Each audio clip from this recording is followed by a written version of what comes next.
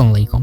আশা করছি আল্লাহর মতে আপনারা সবাই ভালো আছেন। গাইস, ঘটনায় যে রাত তখন 12টা ছুঁই বৃষ্টি নামছে টুপটাপ টুপটাপ করে।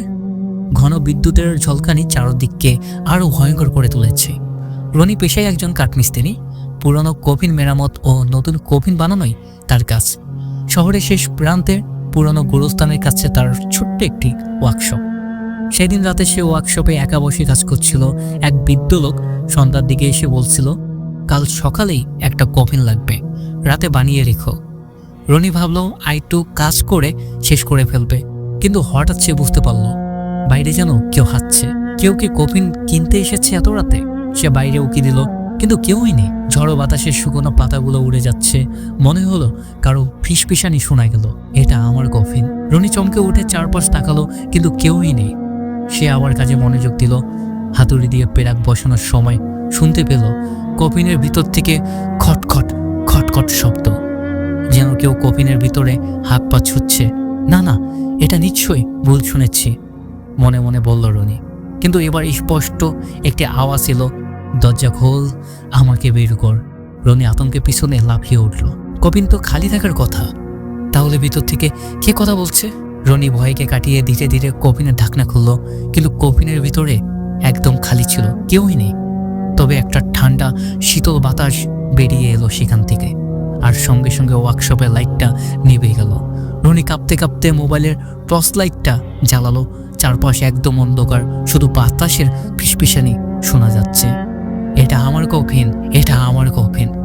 রনি ছুটে বাইরে বেরিয়ে যেতে লাগলো, কিন্তু দরজা খুলতে পারল না। কারো যেন ভারী হাত তার কাঁধে এসে পড়েছে। সে ধীরে ধীরে পিছনে ফিরল, আর তখনই দেখলো একটি গলিত লাশ তার দিকে তাকিয়ে দাঁড়িয়ে আছে। তার গলিত ঠোঁট ফাঁক হয়ে বলল, তুমি আমার কফিন বানাচ্ছ? কিন্তু আমি তো এখানেই আছি। রনি গলা দিয়ে একটা আওয়াজ বের করার আগেই চারদিক নিস্তব্ধ হয়ে গেল। পরদিন সকালে গোরস্থান থেকে কয়েকজন লোক এসে রনি ওয়ার্কশপে ধাক্কাধাক্কি করছিল। ভিতর থেকে কোনো সারা শব্দ নেই। অবশেষে দরজা ভেঙে ঢুকতেই তারা যা দেখলো তারা জীবনে তা ভুলবে না। ওয়ার্কশপের মেঝেতে পড়ে আছে রনির মৃতদেহ। তার চোখ দুটো বিস্ফোরিত, যেন মৃত্যুর আগে সে ভয়ঙ্কর কিছু দেখেছিল। আর তার সামনে পড়ে আছে সে কফিন। কিন্তু ভয়ঙ্কর ব্যাপার হলো, কফিনটা খোলা ছিল, আর তার ভিতরে ছিল একটা পচা গলা লাশ। আর লাশের শরীরের চামড়া নিচে গুটে গুটে অক্ষরে লেখা ছিল, আমার কফিনের কাজ শেষ হয়েছে। রনির মৃত্যুর রহস্য আজও কেউ ভেদ করতে পারেনি, কিন্তু এরপর থেকে গোরস্থানের আশেপাশে অনেকেই ফিসফিসানির শব্দ শুনেছে। রনির মৃত্যুর পর থেকে শহরের শেষ প্রান্তে সে গোরস্থান আর ওয়ার্কশপটি অভিশপ্ত হয়ে উঠল।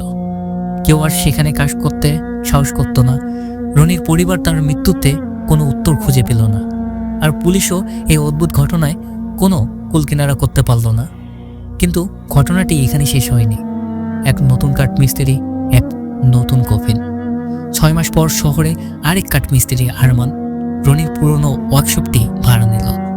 ও ধারণা ভূতপেট বলে কিছু নেই, যা ঘটেছে তা নিছক দুর্ঘটনা। প্রথম কিছুদিন সবকিছু স্বাভাবিকই ছিল, কিন্তু একদিন রাত তখন 11টা। ওয়ার্কশপে একা বসে কাজ করছিল আরমান। পুরনো কাঠ গচ্ছিল।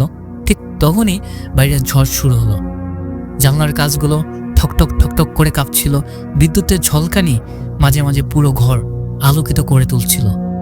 ঠিক তখনই ঠকঠক ঠকঠক ঠকঠক কেউ দরজায় আঘাত করেছে। এত রাতে কে আসবে? আরমান দ্বিধা নিয়ে দরজাটা খুলল, কিন্তু বাইরে কেউই নেই। কেবলমাত্র গেটের সামনে পড়ে আছে একটি পুরনো ধুলো জমানো কাঠের বাক্স, যেন কেউ রেখে গেছে। অদ্ভুত ব্যাপার, বক্সের ওপর একটি চিরকুট, এটা আমার কফিন। আরমান ভাবলো, হুট করে কফিনের অর্ডার আসে স্বাভাবিক, কিন্তু এভাবে আর এই লেখা? সেই বক্সটা তুলে নিয়ে ওয়ার্কশপের ভিতরে ঢুকলো, কিন্তু ঢুকতেই তার গা ছমছম করে উঠল।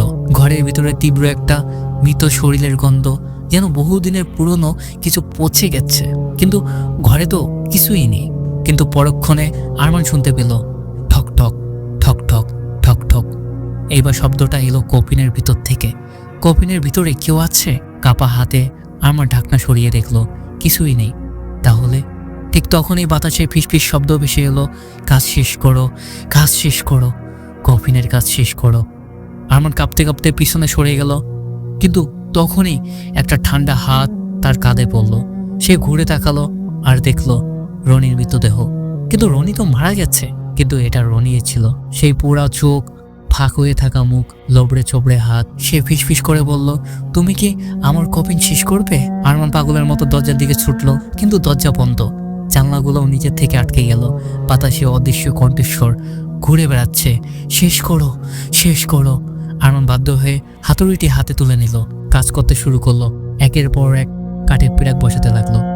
কিন্তু ঠিক তখনই কফিনের কাঠের উপরে ধীরে ধীরে কিছু লেখা ফুটে উঠতে লাগলো, যেন কেউ ভিতর থেকে খোদাই করেছে, আমি মুক্তি চাই, মুক্তি দাও।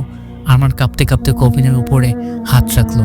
হঠাৎ তার মনে হলো কাঠের নিচ থেকে কারো শ্বাস প্রশ্বাস শোনা যাচ্ছে। সে চিৎকার করে কফিনের ঢাকনা সরালো এবং ভিতরে সে যা দেখলো তাতে তার হৃৎপিণ্ড মুহূর্তেই থেমে যেতে পারত। কফিনের ভিতরে শুয়ে আছে তার নিজের দেহ। আরমান পাগলের মতো চিৎকার দিল, কিন্তু তখনই পিছন থেকে একটা হাত তার গলা চেপে ধরল। ঠান্ডা হাড় জিরে জিরে আঙ্গুল, কান্না জড়িত কণ্ঠে আরমান ফিসফিস করে বলল, আমি মরতে চাই না, আমি মরতে চাই না, দয়া করো, দয়া করো, আমাকে মাফ করে দাও। কিন্তু সেই ফিসফিসানি কণ্ঠ বলল, তুমি কফিন বানালে তোমাকেও কফিনে থাকতে হবে। এরপর আর কিছু মনে নেই। পরের দিন সকালে কয়েকজন লোক আবার গোরস্থানের পাশে ওয়ার্কশপে এসে দরজা ধাক্কালো। কেউ সাড়া দিল না। শেষমেশ দরজা ভেঙে ওরা যা দেখলো ওরাও তা চিরদিন মনে রাখবে। মেঝেতে পড়ে আছে আরমানের মৃতদেহ, আর পাশেই ছিল সেই কফিন।